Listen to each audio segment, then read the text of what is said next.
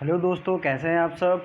दोस्तों ये पॉलिटी का प्रैक्टिस सेट 23 है और जिन लोगों ने 22 प्रैक्टिस सेट लगा लिए हैं उन लोगों को बहुत बहुत तहे दिल से धन्यवाद, क्योंकि उनकी तैयारी अब लगभग पूर्ण होने वाली है। उन्होंने सिलेबस बहुत ज़्यादा कंप्लीट कर लिया है। कुछ बड़े बड़े चैप्टर्स हैं जो कि अभी पढ़ने बाकी हैं और उस पर प्रैक्टिस भी करना बाकी है। तो अगर आपने पॉलिटी की प्लेलिस्ट नहीं विजिट की है तो विजिट कीजिए और वहाँ से सारे चैप्टर पढ़ के नोट्स बनाइए। फिर प्रैक्टिस सेट भी चल रहा है, एक दिन 2-2 घंटे अगर आप एक दिन भी देते हैं तो सारे प्रैक्टिस सेट आप कर पाओगे। पहला क्वेश्चन आज का है, who is the supreme commander of defence forces. सेना का सर्वोच्च कमांडर कौन होता है? President, ex prime minister, Lok Sabha speaker. तो ये बताइए। 22 नंबर सेट में हमने क्या बात की थी? 22 नंबर सेट में हमने राष्ट्रपति के जितने भी बेसिक्स थे, क्वेश्चन थे, उनके बारे में हमने डिटेल दिया था। तो आपको इसका आंसर पता चल गया होगा। इसका आंसर है राष्ट्रपति। अब ये क्यों होता है इस पे बात करें, क्योंकि हमारा टारगेट सिर्फ प्रैक्टिस कराने के साथ साथ 200 से 300 अलग से फैक्ट्स भी बताना होता है। राष्ट्रपति जो होता है सेना का सर्वोच्च कमांडर होता है। वही जो है अपॉइंट करता है आर्मी, नेवी और एयर फोर्स के चीफ को, मतलब एयर चीफ मार्शल, जनरल और एडमिरल। इन तीनों की अपॉइंटमेंट कौन करता है? प्रेसिडेंट। तो क्वेश्चन ऐसे भी पूछा गया है। वो जो है वार को डिक्लेयर कर सकता है, पीस ट्रीटी भी साइन कर सकता है, और ये जो है दोनों वार अप्रूवल और पीस अप्रूवल ये पार्लियामेंट से अप्रूव होने चाहिए। लेकिन डिक्लेरेशन किसके द्वारा फर्स्ट किया जाएगा? राष्ट्रपति के द्वारा। तो एक का राइट आंसर है एक। चलिए नेक्स्ट देखते हैं। पंचायती राज इंस्टीट्यूशंस कॉन्स्टिट्यूशनलाइज्ड थ्रू। पंचायती राज को संवैधानिक दर्जा दिया गया है, ये कैसे पता चलता है? ये क्वेश्चन बहुत ही एक तरीके से प्रैक्टिकल है। इसे ज़रा आप लोग प्रैक्टिकली सोचिए। और ये एक जो हमारे बहुत अच्छे मित्र हैं उनके द्वारा ये क्वेश्चन दिया गया है। और ऐसे क्वेश्चन अगर आप लोगों के पास भी होते हैं तो आप पोस्ट कर सकते हैं, कोई दिक्कत नहीं है। मैं इस पर गहन अध्ययन करके आपको इसके जवाब दूंगा। तो आपको कैसे पता चलता है कि संवैधानिक दर्जा है पंचायती राज? डायरेक्ट इलेक्शन होता है इसकी वजह से, या फिर इनडायरेक्ट इलेक्शन होता है, या फिर नॉमिनेशन एंड डायरेक्ट इलेक्शन होता है इसकी वजह से। इसमें से कौन सा रीज़न होगा? तो अब देखिए, पंचायती राज जो है इसमें डायरेक्ट इलेक्शन होता है, ठीक है। आपने देखा होगा ग्राम पंचायत का चुनाव होता है, उसमें डायरेक्ट इलेक्शन होता है। फिर उसके बाद जो है कुछ प्रोसेस में सारे जो मेंबर्स होते हैं, जैसे कि नगर पालिका चुनाव में वार्ड होता है, वार्ड के मेंबर सब इकट्ठे होके और एक जो है म्युनिसिपल कमिश्नर और मेयर जिसे कहते हैं उसका चुनाव करते हैं, ठीक है। म्युनिसिपल कमिश्नर जो है वो गवर्नमेंट का हेड होता है और मेयर जो होता है वो इन लोगों में से कोई एक होता है, ठीक है। तो ये दोनों चीज़ें आपको समझनी पड़ेगी, मेयर या महापौर। तो ये मैं एग्जांपल दे रहा हूँ। तो ये पूरी प्रोसेस तो एक तरीके से डायरेक्ट भी हुई और एक इनडायरेक्ट भी हुई। लेकिन अगर इस तरीके से सवाल रहेंगे तो आप इसका जवाब कैसे दोगे? नॉमिनेशन नहीं होता है तो इसका मैक्सिमम केस में डायरेक्ट इलेक्शन ही होता है, क्योंकि ग्राम पंचायत जो है डिसेंट्रलाइजेशन ऑफ डेमोक्रेसी के लिए किया गया था। डेमोक्रेसी के ग्रास रूट लेवल पे पहुंचाने के लिए ये पहल शुरू की गई थी, ठीक है। तो चलिए आगे बढ़ते हैं। तो इसका अगर ऐसे क्वेश्चन आए तो आपको प्रैक्टिकली सोचना है कि लगभग जितने भी चुनाव होते हैं वो डायरेक्ट होते हैं, और अगर इसमें ऑप्शन रहता है 1 और 2 दोनों तो होता बोथ, ठीक है। मैं आपको बता दूं, अगर यहाँ पे 1 और 2 रहता तो 4 आंसर होता, ठीक है। डायरेक्ट या इनडायरेक्ट, क्योंकि डायरेक्ट का मैंने बताया जो चुनाव होते हैं वो जैसे प्रमुख का चुनाव होता है, तो प्रमुख आपको पता ही है आपके प्रखंड में होता होगा अगर बिहार यूपी से आप हैं तो। और उस प्रमुख के चुनाव में आपको ये ध्यान रखना है कि प्रमुख को तो इनडायरेक्टली चुना जाता है, मतलब जो भी मेंबर्स होंगे पंचायत समिति के वो चुनते हैं मिल के, तो उसका तो हमेशा इलेक्शन नहीं होता है। तो डायरेक्ट जनरली केस में होगा, लेकिन डायरेक्ट और इनडायरेक्ट तब होगा जब ऑप्शन में 1 और 2 दोनों दिया रहता तब, ठीक है। अब आपको क्लियरिटी हो गई हो। Who appointed prime minister. Prime minister को कौन अपॉइंट करता है? तो क्वेश्चन है, president, ex prime minister appoint करके जाते हैं, लोकसभा स्पीकर। तो ये जो है अपॉइंटमेंट होती है प्रेसिडेंट के द्वारा। ये आपको बहुत अच्छी बात मैं बताने जा रहा हूँ। इनकी जो अपॉइंटमेंट की प्रोसेस है वो बहुत ही अच्छी है। राष्ट्रपति उन्हीं को अपॉइंट करता है जो मेजॉरिटी में हो, ठीक है। और अदर मिनिस्टर्स को भी राष्ट्रपति अपॉइंट करते हैं, ठीक है। और एक वर्ड यूज़ किया जाता है, they hold office of pleasure of president, during his pleasure of president. अब यहाँ क्या है, इसका ये मतलब नहीं कि प्रेसिडेंट जब चाहे हटा सकता है, लेकिन प्रेसिडेंट उनको तो उस समय हटा ही देता है जो मेजॉरिटी अपनी खो देते हैं, तो ये आपको ध्यान रखना है, ठीक है। बाकी सब और भी अपॉइंटमेंट है जिसे राष्ट्रपति करता है, जैसे कि मैं आपको अभी बता देता हूँ। Controller and auditor general, CAG, नियंत्रक एवं महालेखक परीक्षक, election commissioner, chief election commissioner, chairman of UPSC, governor of state, इन सब की नियुक्ति कौन करता है, राष्ट्रपति करता है। तो आई होप आपका रिवीजन बहुत ही अच्छा हो रहा होगा। तो प्लीज़ वीडियो को लाइक करते चलिए, लाइक करने से हमें भी मोटिवेशन मिलता है और बहुत अच्छा भी लगता है। नेक्स्ट है, who decide remuneration of attorney general. अब क्वेश्चन थोड़ा यहाँ ट्विस्टेड है। अटॉर्नी जनरल, ठीक है, का वेतन कौन डिसाइड करता है, वेतन एवं भत्ते, रिम्यूनरेशन की अगर बात करें तो वेतन एवं भत्ते की यहाँ बात हो रही है। तो बताइए, तो इसका राइट आंसर क्या होगा, प्रेसिडेंट। राष्ट्रपति ही उनके वेतन, भत्ते, सर्विस होल्डिंग, उनके टर्म्स एंड कंडीशन क्या होंगे उसको डिसाइड करता है। कौन, राष्ट्रपति करते हैं, ठीक है। आपको पता होना चाहिए कि राष्ट्रपति जो है हमारे प्रोटोकॉल में सबसे टॉप पे होते हैं और उसके बाद होते हैं 2 नंबर पे वाइस प्रेसिडेंट। ये आपको प्रोटोकॉल लिस्ट थोड़ी बहुत याद होनी चाहिए।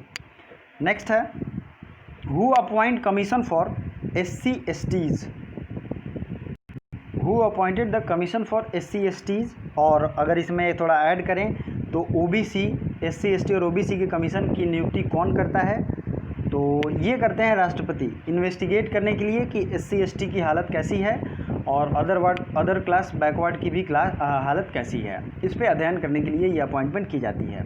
ये और भी कुछ अपॉइंटमेंट करते हैं, जैसे इंटर स्टेट काउंसिल की भी अपॉइंटमेंट इनके द्वारा की जाती है, यूनियन टेरिटरी को एडमिनिस्टर करने के लिए भी अपॉइंटमेंट इनके द्वारा किया जाता है। और इनके द्वारा डिक्लेरेशन किया जाता है कि कौन सा एरिया शेड्यूल एरिया है और कौन सा जो है वो शेड्यूल कास्ट एरिया है। दोनों ट्राइबल एरियाज और शेड्यूल एरियाज ये राष्ट्रपति ही अपने द्वारा डिसाइड करते हैं, मतलब फाइनल डिसीजन जो है शेड्यूल एरियाज़ की वो राष्ट्रपति के द्वारा की जाती है। आपको पता है हमारे अनुसूची में और भाग में शेड्यूल और एरियाज़ के बारे में वर्णन दिया गया है और जितने भी भाग हैं उसमें अनुसूचित जाति और ट्राइबल एरियाज़ के बारे में बातें की गई हैं। मैंने इसका ट्रिक भी बताया, अगर आपको याद है तो लाइव आप कमेंट कर सकते हैं, ठीक है। हु सम्मन द पार्लियामेंट, पार्लियामेंट को सम्मन कौन करता है, मतलब कौन बुलाता है, तो बताइए। ये हैं हमारे राष्ट्रपति। राष्ट्रपति पार्लियामेंट को सम्मन करते हैं और पहला अधिवेशन बुलाते हैं। सबसे पहला जो अधिवेशन होता है और उसकी जो पहली स्पीच होती है वो राष्ट्रपति ही देते हैं, आर्टिकल 86 के तहत, आर्टिकल 86 के तहत। अगला स्पेशल एड्रेस अगर देंगे राष्ट्रपति तो वो होता है आर्टिकल 87 के तहत। दोनों चीज़ें आपको ध्यान रखनी है, ठीक है। और पार्लियामेंट का अगर कोई स्पेशल सत्र भी बुलाना है, जैसे कि कभी कभी विवाद हो जाता है, कोई स्पेशल मैसेज देना होता है, तो वो भी राष्ट्रपति के द्वारा ही किया जाता है, ठीक है। अब देखते हैं, हु कॉल और someone joint sitting of 2 houses. मैंने इसे इशारों में इसका आंसर दे ही दिया है। मेरा काम है कि आपको ये पूरा मैं याद करा दूँ।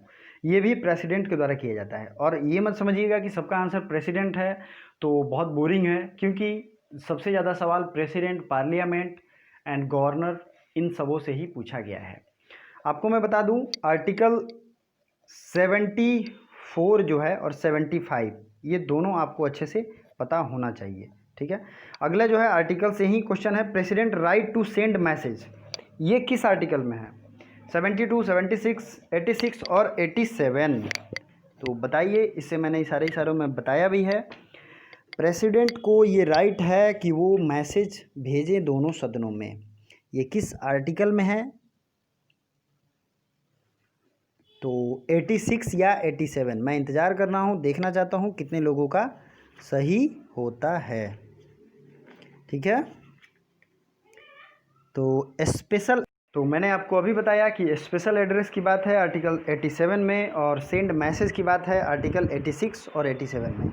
स्पेशल एड्रेस बाय प्रेसिडेंट अगर स्पेशल किया जाएगा तो वो 87 होगा, लेकिन अगर स्पेशल नहीं है, नॉर्मल मैसेज है, तो वो कहाँ होगा, वो होगा 86 में। अब आप, आई होप आप समझ गए होंगे। आर्टिकल 72 में क्या है, जो भी प्रेसिडेंट के द्वारा क्षमा किया जाता है किसी भी व्यक्ति को उसके अपराध के लिए, तो ये सारे किस में हैं, ये हैं आर्टिकल 72 में। और अगर कॉन्स्टिट्यूशन की बात करें तो आर्टिकल 79 में कॉन्स्टिट्यूशन की बात की गई है, कॉन्स्टिट्यूशन ऑफ पार्लियामेंट। आर्टिकल 80 में राज्यसभा की बात की गई है और आर्टिकल 81 में लोकसभा की बात की गई है। ठीक है, और राज्यसभा लोकसभा का जो ये नाम है, लोकसभा और राज्यसभा, ये आया 1954 में। ठीक है, चलिए अगले question, special address by president. अब तो आपको इसका आंसर पता ही होगा। स्पेशल एड्रेस है 87 में। ठीक है, और प्रेसिडेंट से रिलेटेड जितने भी आर्टिकल हैं, आइए सबको मैं रिवीजन करा देता हूँ। आर्टिकल 52 है the president of India, normal description है। आर्टिकल 53 है executive power of the union, इसे ज़रूर याद रखिएगा। और आर्टिकल 54 है इलेक्शन ऑफ प्रेसिडेंट, इसे आपको याद रखना है। 3 आपको यहाँ याद रखना है। नेक्स्ट आपको आता है procedure for impeachment of president. Impeachment कैसे होता है, अगर आपने पिछला वीडियो देखा होगा तो आपको अच्छे से पता होगा। इम्पीचमेंट का प्रोसेस आपको पूरा ध्यान रखना है, क्योंकि वो बहुत बार एग्जाम में पूछा जाता है और कन्फ्यूजिंग होता है। राष्ट्रपति के जो हैं इम्पीचमेंट प्रोसेस थोड़े से डिफरेंट हैं भी।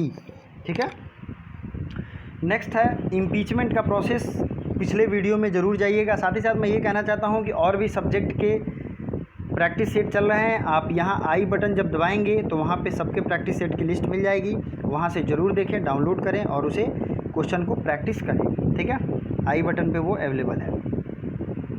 नेक्स्ट है council of minister aid and advise the president. मतलब काउंसिल ऑफ मिनिस्टर जो है वो सहायता करते हैं किसकी, प्रेसिडेंट की। ये किस अनुच्छेद में वर्णित है, बहुत इंपॉर्टेंट क्वेश्चन है। तो मैंने अभी आपसे बताया आर्टिकल 74 और 75 दोनों याद रखिए।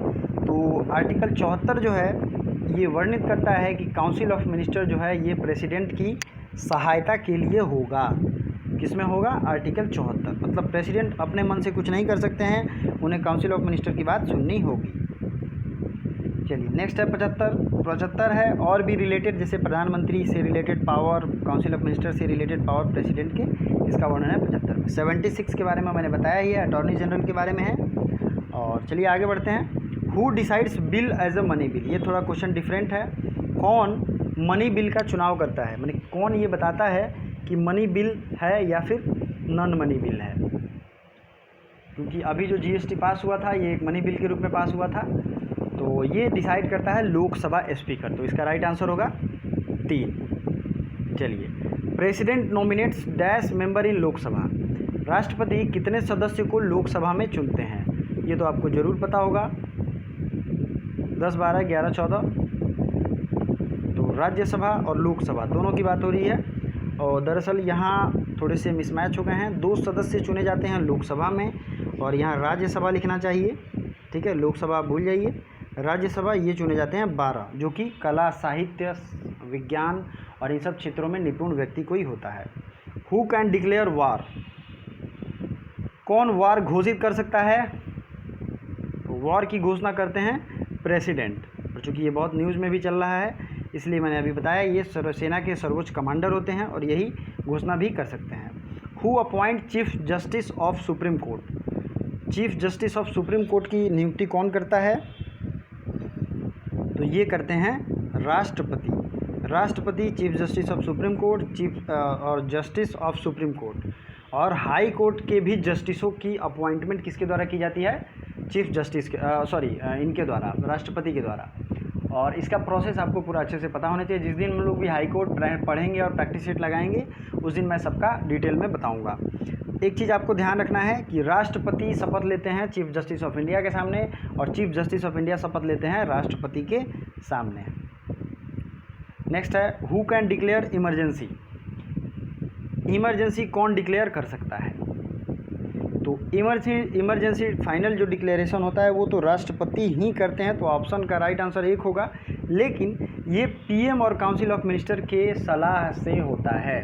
ठीक है, और इसकी प्रोसेस जो है इमरजेंसी डिक्लेरेशन की आपको पता ही है, हायर मेजॉरिटी चाहिए होता है और जब इसे पास करके राष्ट्रपति के पास भेजा जाएगा तो होगा, या फिर पहले इमरजेंसी लागू करने के बाद कुछ लिमिटेड टाइम के अंदर, ठीक है, उसे संसद से पास कराया जाता है। अगर संसद से पास करके ही लागू किया जाए, एक सिचुएशन ये हुआ, और दूसरा राष्ट्रपति के द्वारा अनाउंस कर दिया गया, उसके बाद उसे संसद से पास किया गया। तो ये होता है 2 प्रोसेस। ठीक है, विच amendment make president bound by cabinet order suggestions, कौन सा एक तरीके का अमेंडमेंट था जिसने प्रेसिडेंट को ये बाउंड किया था कि वो सजेशन माने ही? तो बताइए इसका राइट आंसर। आपने इमरजेंसी का नाम सुना होगा, और इमरजेंसी जब लागू हुई थी तो ये प्रोविज़न किया गया था आर्टिकल 42 के द्वारा। इसमें ये प्रोविज़न किया गया कि जितने भी डिसीजन होंगे वो प्रेसिडेंट को मानने होंगे, तो इसलिए, और इसको फिर ख़त्म भी कर दिया गया है आर्टिकल 44 में, ठीक है। इसमें थोड़ी सी इनको आज़ादी दी गई है, लेकिन उस समय ये प्रोविज़न कर दिया गया था जो काउंसिल ऑफ मिनिस्टर पीएम कहेंगे वो प्रेसिडेंट को मानना पड़ेगा। तो ये क्वेश्चन में आया भी हुआ है। 18 नंबर क्वेश्चन है, प्रेसिडेंट कैन पार्डन। प्रेसिडेंट जो हैं वो किसको किसको क्षमा कर सकते हैं? डेथ सेंटेंस, मिलिट्री, या उम्र कैद, या इन सब को? तो जो भी इसका राइट आंसर होगा आप मुझे ज़रूर कमेंट करें, और वीडियो को लाइक ज़रूर कर दें, ज़्यादा से ज़्यादा लोगों तक शेयर करें, और वीडियो लास्ट तक देखने के लिए दिल से धन्यवाद। Thank you so much.